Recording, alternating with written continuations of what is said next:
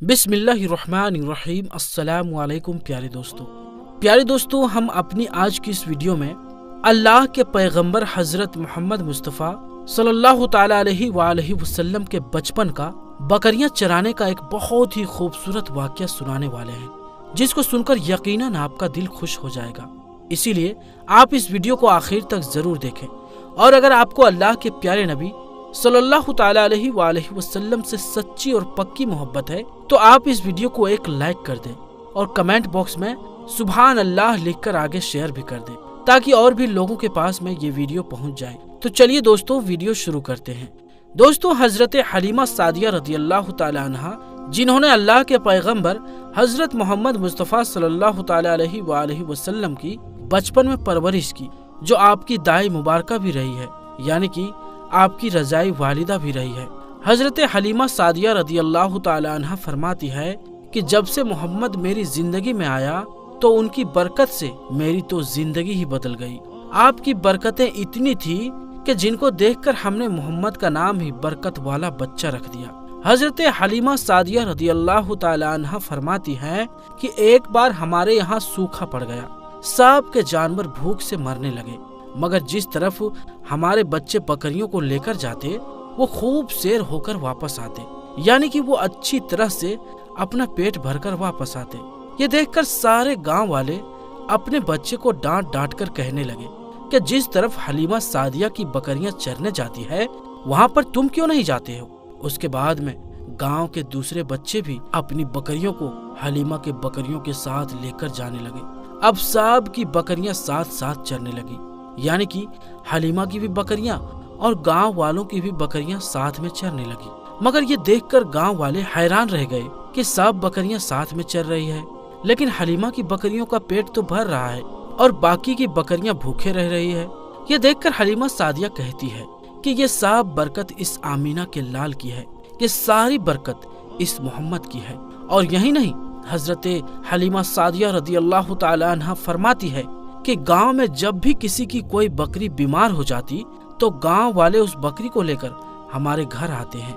मोहम्मद सल्लल्लाहु ताला अलैहि वसल्लम का नन्हा सा हाथ बीमार बकरी पर फेर देते तो वो बकरी फौरन सेहतयाब हो जाती, यानी कि वो ठीक हो जाती। और यही नहीं, अगर गांव में कोई बच्चा भी बीमार हो जाता तो उस बीमार बच्चे पर मोहम्मद सल्लल्लाहु ताला अलैहि वसल्लम का हाथ फेर देते तो वो बिल्कुल ठीक हो जाता। दोस्तों, अल्लाह के पैगंबर हजरत मोहम्मद मुस्तफ़ा सल्लल्लाहु ताला अलैहि वसल्लम जब हजरत हलीमा सादिया के पास में परवरिश फरमा रहे थे और जब आपकी उम्र मुबारक 3 साल की हो गई थी, तो एक दिन हलीमा सादिया की बेटी सीमा अपनी माँ से कहने लगी, यानी कि आप सल्लल्लाहु ताला अलैहि वसल्लम की मुंह बोली बहन सीमा अपने माँ हलीमा से कहने लगी, अम्मा, जब मैं बकरी चराने के लिए जाती हूँ तो मेरा वहाँ पर भाई मोहम्मद के बगैर में दिल नहीं लगता है।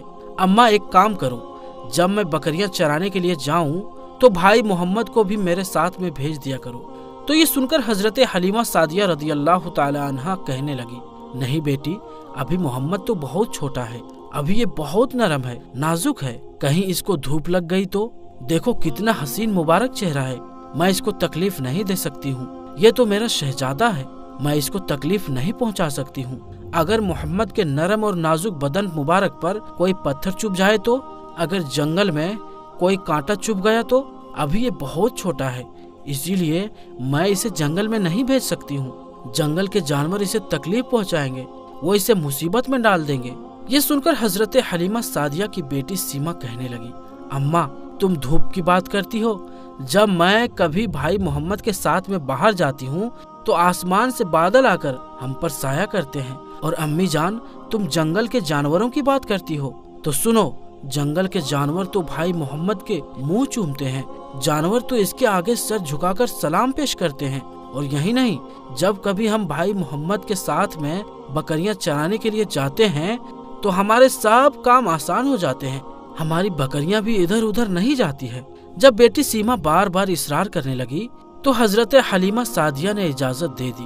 उसके बाद दूसरे रोज अल्लाह के पैगंबर हजरत मोहम्मद मुस्तफ़ा सल्लल्लाहु ताला अलैहि वसल्लम अपने मुंह बोली बहन सीमा के साथ में जंगल की तरफ बकरियां चराने के लिए चल गए। आसमान से बादल का एक टुकड़ा آپ کے اوپر سایہ کیے ہوئے ہے۔ پھر اسی طرح سے 4-5 دن آپ صلی اللہ تعالیٰ علیہ وسلم اپنی منہ بولی بہن سیما کے ساتھ میں جنگل کی طرف بکریاں چرانے کے لیے جاتے ہیں۔ ایک دن حضرت حلیمہ سعدیہ رضی اللہ تعالیٰ عنہا نے آپ کو روک دیا اور کہنے لگی، بیٹا محمد، آج کے بعد تم بکریاں چرانے کے لیے نہیں جاؤ گے، کیونکہ اب میں تمہیں اور تکلیف نہیں دے سکتی ہوں۔ بیٹا مجھے تم سے بہت محبت ہے، مجھے ایک تو تمہاری یہ دوری برداشت نہیں ہوتی ہے، اور دوسرے تم میرے پاس بڑی عظیم امانت ہو، اسی لیے آج سے تم بکریاں چرانے کے لیے نہیں جاؤ گے، تم اب گھر میں ہی رہو گے۔ اس طرح سے حضرت حلیمہ سعدیہ نے پیغمبر حضرت محمد مصطفیٰ صلی اللہ تعالیٰ علیہ وآلہ وسلم کو بکریاں چرانے سے روک دیا۔ پھر آپ اپنی بہن کے ساتھ میں جنگل میں 1 دن نہیں گئے، اس کے بعد 2 دن نہیں گئے۔ اس طرح سے آپ 3 دن تک بکریاں چرانے کے لیے جنگل میں نہیں گئے۔ تو تیسرے دن حضرت حلیمہ سعدیہ رضی اللہ تعالی عنہا نے دیکھا کہ ان کا بیٹا روتا ہوا گھر آیا۔ یہ دیکھ کر دائی حلیمہ نے پوچھا، بیٹا کیا ہوا، کیوں رو رہے ہو؟ تو بیٹا کہنے لگا، اماں ہماری ایک بکری کو جنگل میں ایک شیر اٹھا کر لے گیا ہے۔ جب بیٹے کے منہ سے یہ بات سنی تو اماں حلیمہ سعدیہ کی آنکھوں میں آنسو آ گئے۔ جب اللہ کے پیغمبر حضرت محمد مصطفیٰ صلی اللہ تعالیٰ علیہ وآلہ وسلم نے اپنی ماں حلیمہ کی آنکھوں میں آنسو دیکھے تو آپ کی آنکھوں سے بھی آنسو بہنے لگے، کیونکہ آپ کا دل بچپن سے ہی بڑا نرم اور نازک تھا، کسی کا دکھ آپ سے برداشت نہیں ہو سکتا تھا، اور حلیمہ تو آپ کی والدہ محترمہ تھی۔ پھر آپ صلی اللہ تعالیٰ علیہ وآلہ وسلم کہنے لگے، اماں روتی کیوں ہو؟ حلیمہ سعدیہ کہنے لگی، بیٹا محمد ہماری ایک بکری کو جنگل میں شیر اٹھا کر لے گیا ہے، پتہ نہیں اب ہماری بکری کے ساتھ میں وہ شیر کیا کرے گا۔ تو یہ سن کر اللہ کے رسول صلی اللہ تعالیٰ علیہ وآلہ وسلم فرمانے لگے، اماں آپ رونا بند کرو، ہم ہماری بکری کو ابھی واپس لے کر آتے ہیں۔ یہ سن کر اماں حلیمہ کہنے لگی، نہ بیٹا نہ، آپ جنگل میں مت جانا، شیر بہت خطرناک ہوتا ہے، وہ کہیں آپ کو کوئی نقصان نہ پہنچا دے۔ اس طرح سے دائی حلیمہ منع کرتی رہی، لیکن آپ صلی اللہ تعالیٰ علیہ وآلہ وسلم نہیں مانے اور کہنے لگے، اماں ہم ابھی ہماری بکری کو واپس لے کر آتے ہیں۔ اس کے بعد اللہ کے پیغمبر حضرت محمد مصطفیٰ صلی اللہ تعالیٰ علیہ وآلہ وسلم بکری کی تلاش میں جنگل میں پہنچ گئے، اور آپ نے زور سے ایک آواز لگائی، اے جنگل کے شیروں، میری اماں حلیمہ کی بکری واپس کر دو۔ بس آپ صلی اللہ علیہ وآلہ وسلم کو اتنا فرمانا تھا کہ جنگل کے سارے شیر بکری کو ساتھ ہی لیے دوڑتے ہوئے آئے اور آپ کے قدموں میں جھک کر کہنے لگے، الصلاۃ والسلام علیک یا رسول اللہ۔ اتنا کہہ کر وہ شیر آپ کے قدموں میں بیٹھ گئے اور نہایت ہی ادب کے ساتھ کہنے لگے، اے اللہ کے نبی، آپ پر ہماری جان قربان۔ اتنا سن کر آپ صلی اللہ تعالیٰ علیہ وسلم نے فرمایا، اے شیروں، کیا آپ کو معلوم نہیں تھا کہ یہ بکری ہماری اماں حلیمہ کی ہے؟ بتاؤ تم نے ہماری اماں کو تکلیف کیوں دی؟ کیا آپ کو معلوم ہے ابھی وہ رو رہی ہے، آپ نے کیوں ہماری اماں کی بکری کو اٹھا لایا؟ تو شیر کہنے لگے، اے اللہ کے رسول، آپ بکریاں چرانے کے لیے کچھ دن تو جنگل میں آئے، اس وقت ہم چھپ چھپ کر آپ کے حسن کا دیدار کرتے رہے اور دیکھتے تھے کہ اس کائنات کو بنانے والے نے اپنا محبوب کیسا بنایا ہے۔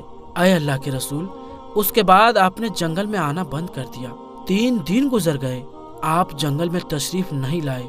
تو یہ دیکھ کر ہمارے بڑے شیر نے ہم سے کہا کہ اگر اللہ کے رسول صلی اللہ تعالیٰ علیہ وآلہ وسلم کے حسن کا دیدار کرنا ہے تو حلیمہ کی بکری اٹھا لاؤ، پھر محمد اس بکری کو چھڑانے کے لیے ضرور آئیں گے، کیونکہ وہ اپنی اماں کو روتا ہوا نہیں دیکھ پائیں گے، اور اس طرح سے ہمارا دیدار مصطفیٰ پھر سے ہو جائے گا۔ پھر وہ شیر کہنے لگے، اے اللہ کے رسول، آپ پر ہماری جان قربان، بہانہ تو اس بکری کا تھا، دراصل ہمارا مقصد تو صرف آپ کا دیدار کرنا تھا، اسی لیے ہم نے آپ کی اماں کی اس بکری کو نشانہ بنایا۔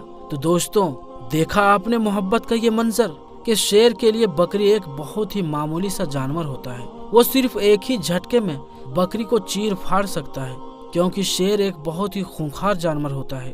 شیر کو جنگل کا بادشاہ کہا جاتا ہے، لیکن وہ بادشاہ بھی ہمارے پیارے نبی حضرت محمد مصطفیٰ صلی اللہ تعالیٰ علیہ وآلہ وسلم کو جھک کر سلام پیش کر رہا ہے، وہ بھی بکری کو کھانا چھوڑ کر صرف آپ کا دیدار کرنا چاہ رہا ہے۔